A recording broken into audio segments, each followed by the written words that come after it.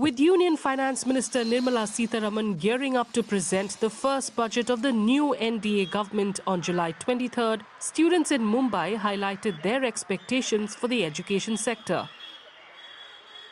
Their demands range from increasing the expenditure on education, which hovers around 3% of the GDP, to a sustained focus on skill development and educational infrastructure. As a student, I think my expectations from the budget are that generally education ministry statistics say that we should allocate around 6% of our GDP to education. But right now we are revolving around 3 to 3.5%. I think we should increase that percentage and also we should increase the scholarships. Also the national institutions should be increased. Expectations from budget are a bit high from this government because in the last budget government allocated only 3% of the union budget to the education, but I consider education, being a student, education among the roti kapda and makan, it being a fundamental right.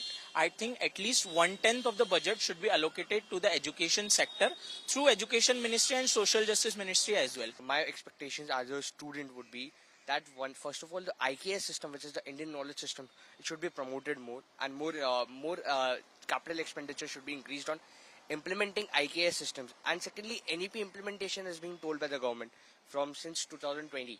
So there should be proper infrastructure that should be built and should be implemented for proper implementation of NEP. There are many points in budget to cover, but specifically I want to give a flashlight on hostels. Like me, I'm from another state and now I'm studying in Mumbai, like a big city. So there is problem of hostels. Like we have infrastructure and we have building of hostels, but they are not opening. So government should increase the number of hostels, and with that we should focus on opening admissions for hostels too. In addition, some students and stakeholders in education demanded the allocation of more funds in the budget to bolster the research and innovation ecosystem within the country.